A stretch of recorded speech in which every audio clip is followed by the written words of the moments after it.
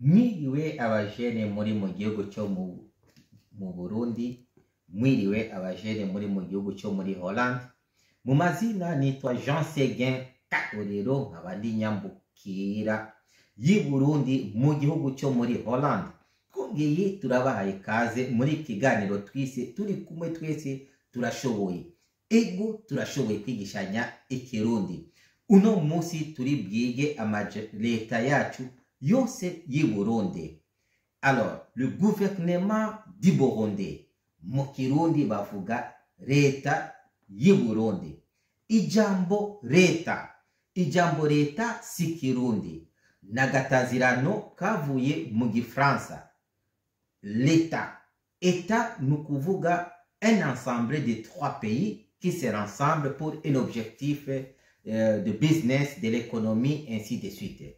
Nous kuvuga leta ni igihugu kimwe, bibiri, bitatu vyiyunze hamwe kumvo rutandukanye, swat ubutunzi, bashaka ubutunzi hamwe, ibintu nk'ivyo.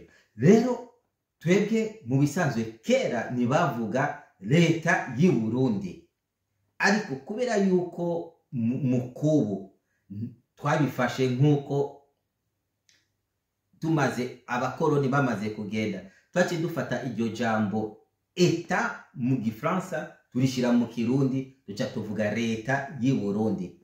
Alors, reka ndababwire ibice ibisate bikozwe leta y'i Burundi.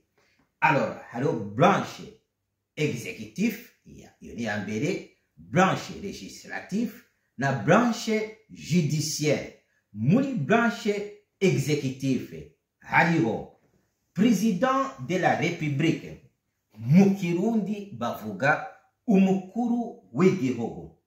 Hakabayo vice président, mu Kirundi bavuga icegera c'umukuru w'igihugu.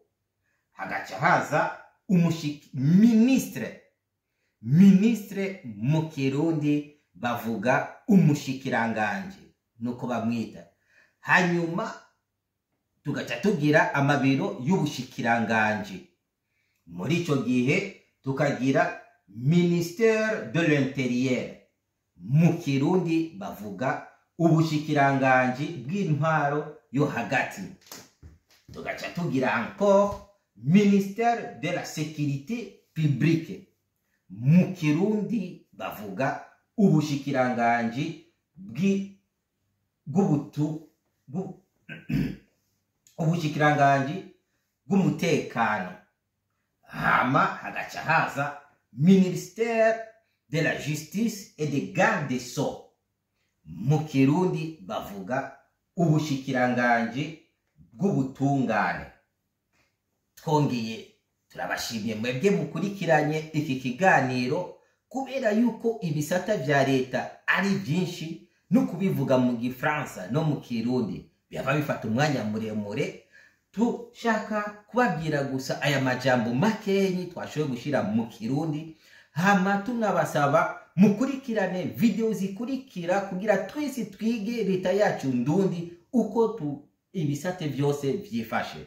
Murakoze cyane mwe mwongeye gukurikirana ino video. Tunabasaba fyonda subscribe kuri chaîne yacu Seguin TV kugira inyigisho za leta ndundi yacu muze murazikurikirana umunsi ku munsi. Imana nibahezagire, murakoze cyane. Merci, thank you.